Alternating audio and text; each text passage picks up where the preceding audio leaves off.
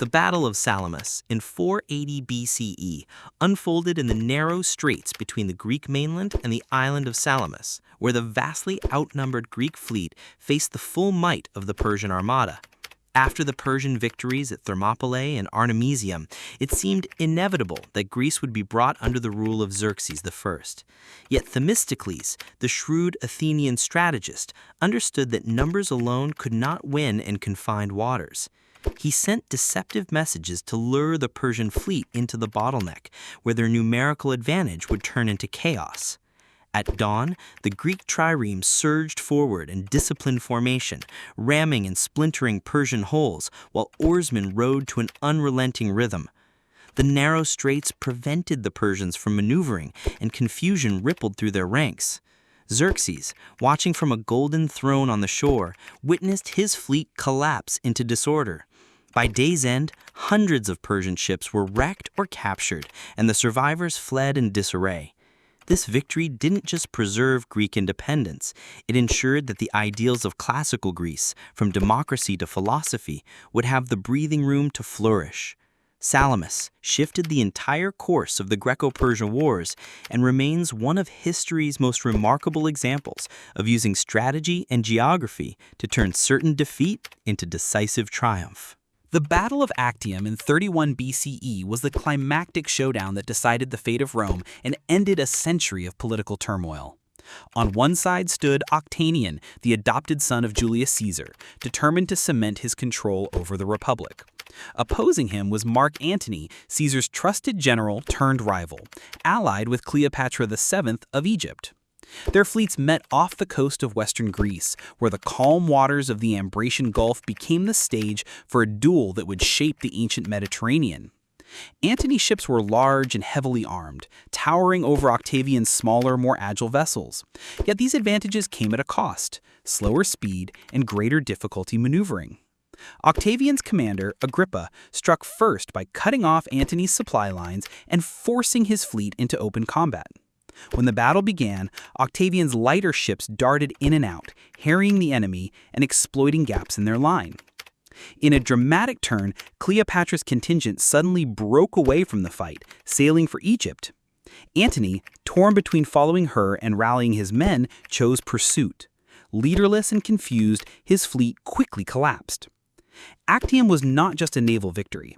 It was the death knell of the Roman Republic. Octavian emerged as the unchallenged ruler, soon to be Augustus, Rome's first emperor, while Antony and Cleopatra's retreat marked the end of Egypt's Ptolemaic dynasty. The ripples of that day would transform Rome into an empire that would dominate the known world for centuries. The Battle of Sluys in 1340 marked the opening blow of the Hundred Years' War at sea and demonstrated how naval combat could decide the momentum of an entire conflict.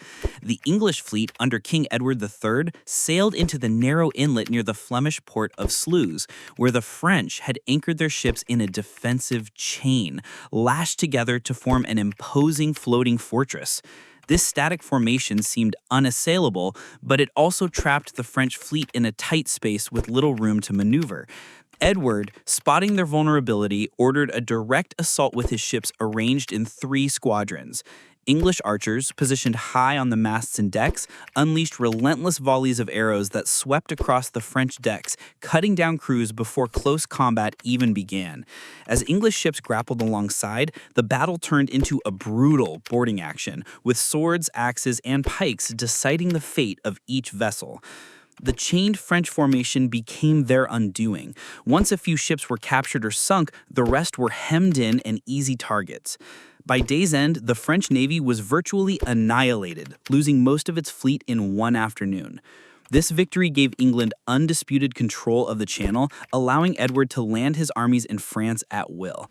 While land battles like Crécy and Agincourt dominate the war's memory, Sluys was the essential first step, proving that mastery of the seas could dictate the course of a continental war.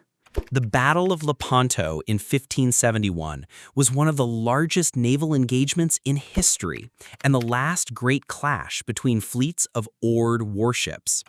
It pitted the Holy League, a coalition of Spain, Venice, and the Papal States, against the Ottoman Empire, whose naval power dominated the Eastern Mediterranean.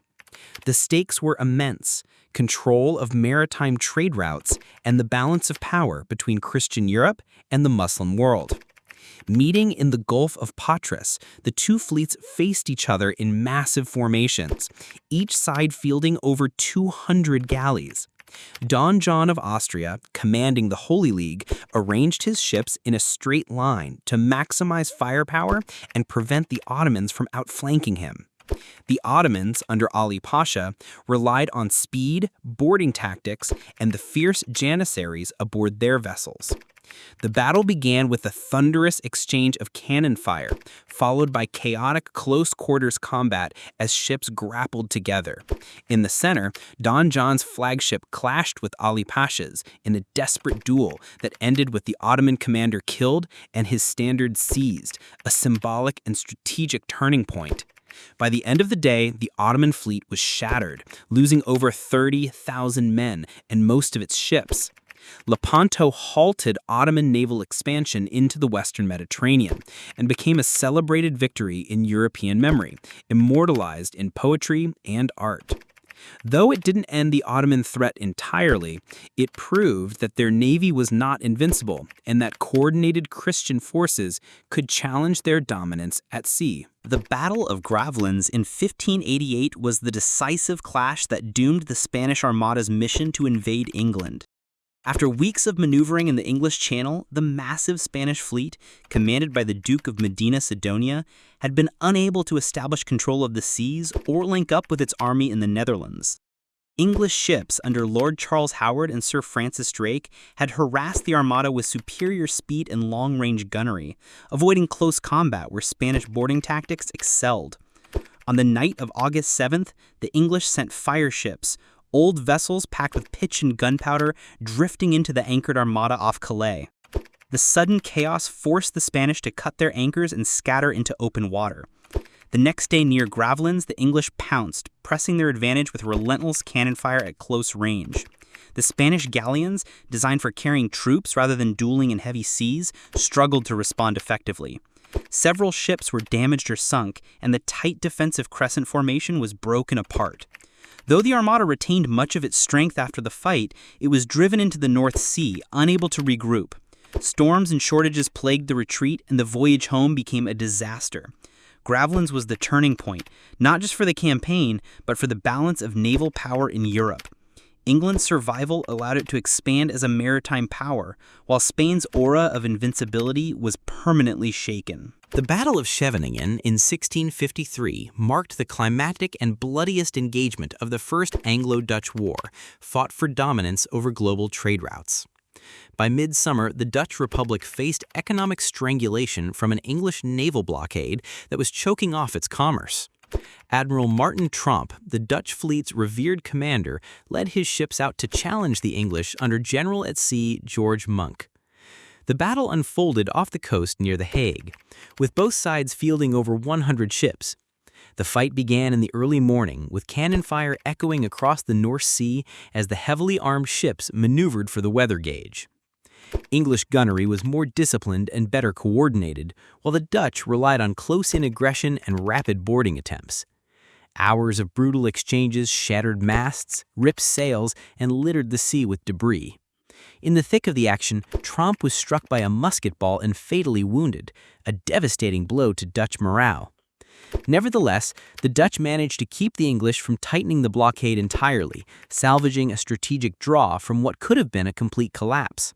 The English technically won, as they held the field and inflicted heavier losses, but the Dutch fleet's survival preserved the Republic's ability to continue the war.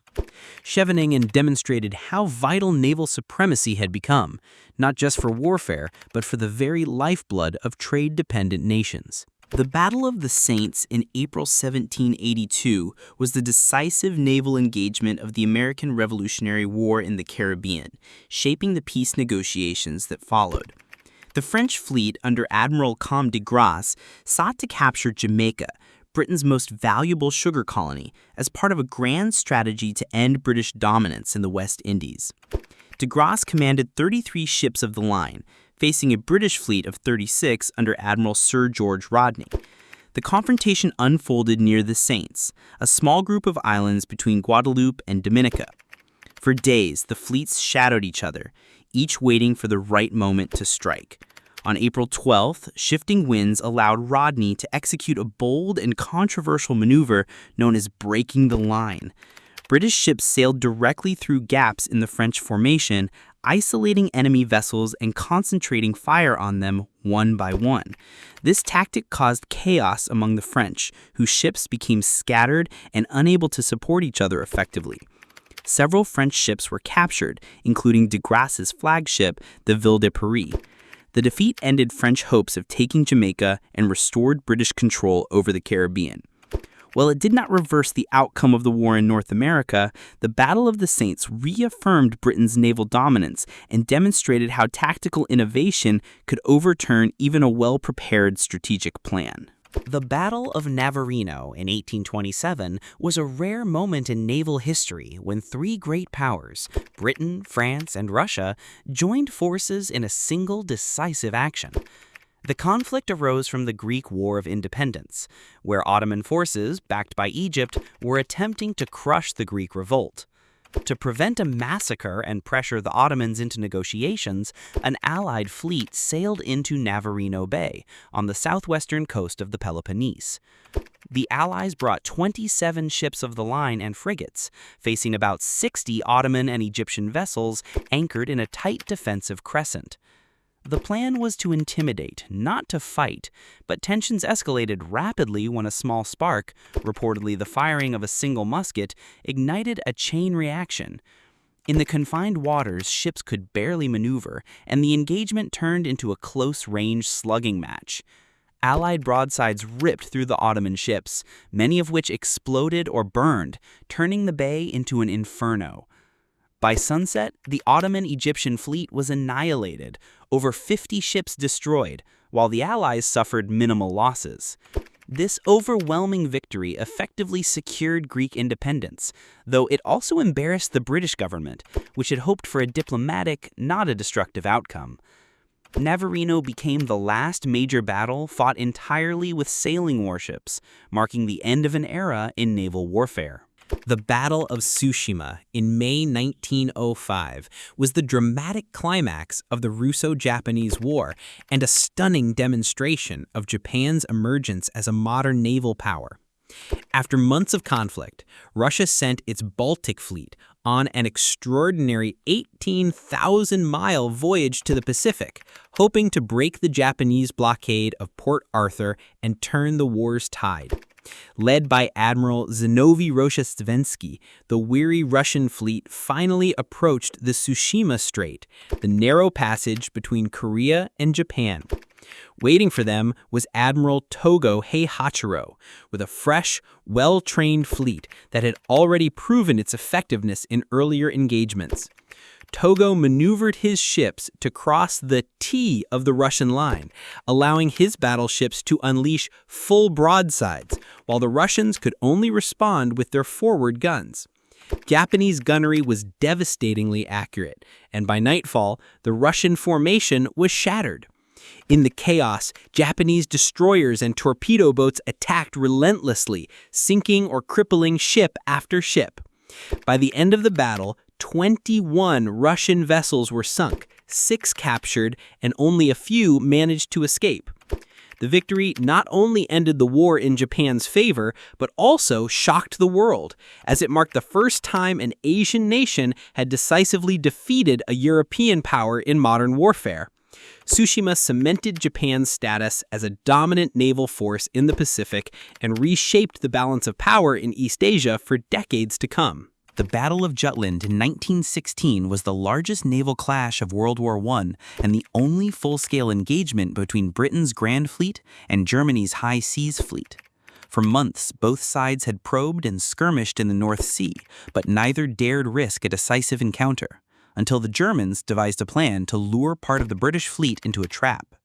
On May 31st, British intelligence intercepted the German movements, and Admiral John Jellicoe sailed with nearly 150 ships to intercept Admiral Reinhard Scheer's 99-ship force. The battle unfolded in phases, an opening run to the south where British Vice Admiral David Beattie's battle cruisers engaged the Germans but suffered heavy losses, followed by the run to the north as Beattie lured the enemy toward Jellicoe's main line. In the evening, the two great battle fleets exchanged thunderous broadsides in what became one of the most intense gunnery duels in history. Visibility, smoke, and maneuvering confusion allowed Scheer to escape under cover of darkness, leaving the British in command of the sea. Although Britain lost more ships and men, Germany's fleet never again ventured out for a major battle, ensuring Allied naval dominance for the rest of the war. Jutland's outcome was debated for years, tactically inconclusive but strategically decisive in keeping the Royal Navy's blockade intact, slowly strangling Germany's war effort. The Battle of the River Plate in December 1939 was the first major naval engagement of World War II, and a dramatic cat-and-mouse chase off the coast of South America. The German pocket battleship Admiral Graf Spee, commanded by Captain Hans Langsdorff, had been raiding Allied merchant shipping in the South Atlantic for months, evading capture while causing international alarm.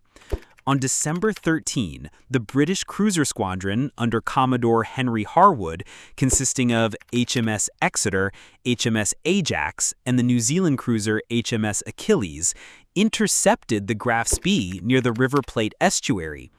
Outgunned but determined, the British ships split up to divide the German fire, enduring punishing hits but managing to inflict serious damage on the Graf Spee's fuel system and armament.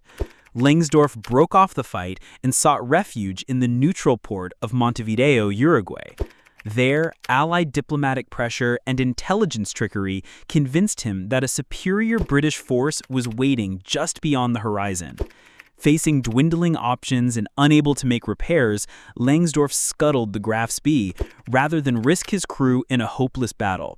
The event was a morale-boosting early victory for the Allies, showing that persistence, coordination, and psychological warfare could triumph even against a seemingly superior opponent. The Battle of Taranto in November 1940 marked a revolutionary moment in naval warfare, proving that aircraft could decisively cripple battleships in port. The Italian fleet, anchored at Taranto in southern Italy, was a powerful threat to British operations in the Mediterranean. Admiral Andrew Cunningham, commander of the British Mediterranean Fleet, devised a daring night attack using carrier-based aircraft from HMS Illustrious. On the night of November 11, a strike force of just 21 Fairey Swordfish biplanes, slow, fabric-covered torpedo bombers, took off into the darkness. Flying low over the sea, they approached undetected, using flares to illuminate their targets. In a meticulously coordinated assault, torpedoes and bombs tore into the anchored Italian battleships. The Conte di Cavour was sunk in shallow water, while Littorio and Caio Giulio were heavily damaged and put out of action for months. The entire raid lasted barely an hour, with minimal British losses, yet it shifted the balance of naval power in the Mediterranean. Taranto's success stunned naval strategists worldwide, especially in Japan, whose planners studied the attack closely when preparing their own carrier strike at Pearl Harbor a year later. It was a clear signal that the era of the battleship was giving way to the dominance of naval aviation. The Battle of Midway in June 1942 was the turning point of the Pacific War, where a smaller U.S. fleet dealt a crushing blow to Japanese naval power. After sweeping victories across the Pacific, Japan aimed to lure American carriers into a trap near the tiny Midway Atoll, destroying them and securing dominance. Unbeknownst to them, U.S. codebreakers had cracked key portions of Japanese naval communications, allowing Admiral Chester Nimitz to prepare an ambush of his own. As the Japanese fleet under Admiral Isoroku Yamamoto launched its first waves against Midway's defenses, American carriers, Enterprise, Hornet, and the hastily repaired Yorktown lay in wait northeast of the island. A series of desperate and often doomed air attacks from Midway-based planes and carrier torpedo squadrons kept Japanese defenses occupied. This chaos opened a brief window for U.S. dive bombers, arriving almost by chance to catch the Japanese carrier's decks crowded with refueling and rearming aircraft. In a matter of minutes, Akagi, Kaga, and Soryu were set ablaze beyond saving. Later that afternoon, Hiryu met the same fate. Japan's loss of 4 fleet carriers, along with their veteran air crews, permanently shifted the strategic balance. Midway transformed the Pacific War from a Japanese offensive to a long and grinding Allied advance. The Battle of the Philippine Sea in June 1944 was the largest carrier battle in history and a decisive blow to Japan's naval air power. Taking place during the U.S. invasion of the Mariana Islands, the clash was triggered when Japanese Admiral Jisaburo Ozawa launched his remaining carrier force to halt the American advance. The Japanese fleet fielded 9 carriers and hundreds of aircraft, but their pilots were largely inexperienced, a stark contrast to the battle-hardened aviators of Admiral Raymond Spruance's Fifth Fleet. On June 19, waves of Japanese aircraft streamed toward the U.S. carriers, only to be intercepted far from their targets by disciplined American fighter screens. The result was a one-sided slaughter that became known to U.S. pilots as the Great Marianas Turkey Shoot, with hundreds of Japanese planes destroyed for minimal American losses. The following day, U.S. dive bombers and torpedo planes hunted down fleeing Japanese ships, sinking the carriers Hyo, Sokaku, and Taiho. The battle left Japan's carrier fleet essentially without air groups, crippling its ability to conduct large-scale naval operations for the rest of the war. Strategically, the victory opened the way for the liberation of the Philippines and brought American bombers within range of the Japanese home islands, tightening the noose on Japan's defenses. The Battle of Leyte Gulf in October 1944 was the largest naval battle in recorded history and marked the effective destruction of Japan's ability to wage war at sea. Fought in the waters around the Philippine island of Leyte, it was triggered by the U.S. invasion to liberate the archipelago, cutting Japan's supply lines from Southeast Asia. The Japanese launched a complex plan involving multiple fleets, one to lure the main American carrier force away, another to attack the landing beaches directly, and a third to strike from the south. The result was 4 interconnected battles: Sibuyan Sea, Surigao Strait, Cape Engano, and off Samar, each with its own drama. At Surigao Strait, U.S. battleships executed a classic crossing the T maneuver, annihilating a Japanese southern force. At Cape Engano, Admiral Halsey's carriers sank 4 Japanese carriers used as decoys. The most desperate moment came off Samar, where a small group of U.S. escort carriers and destroyers, known as Taffy 3, faced a vastly superior Japanese battleship force. Through daring torpedo runs and relentless air attacks, they bluffed the enemy into retreat. By the battle's end, Japan had lost 4 carriers, 3 battleships, and numerous cruisers and destroyers. Leyte Gulf severed Japan's access to critical resources and sealed the Allies' naval supremacy in the Pacific. The naval battles of the Falklands War in 1982 showcased how modern technology and tactics could shape maritime conflict in a remote theater. Triggered by Argentina's sudden occupation of the Falkland Islands, Britain dispatched a powerful task force 8,000 miles from home to retake them. Control of the seas was essential, and both sides understood that sinking the enemy's major ships could shift momentum. The first shock came when the British nuclear submarine HMS Conqueror torpedoed the Argentine cruiser General Belgrano, sending it to the bottom and forcing the rest of Argentina's surface fleet to retreat to port. Argentine air power then became the primary threat, and in a series of daring low-altitude attacks, Exocet missiles and bombs inflicted painful losses on the British. HMS Sheffield was hit and later sank, while the destroyer Coventry and several support ships were also lost. Despite these blows, British naval and air defenses, centered on their carriers HMS Hermes and HMS Invincible, kept the Argentine Air Force at bay long enough to secure the amphibious landings. The battle for maritime supremacy determined the war's outcome. With their navy bottled up and air forces exhausted, Argentine troops on the islands had no hope of resupply or evacuation, leading to the swift recapture of the Falklands by British ground forces.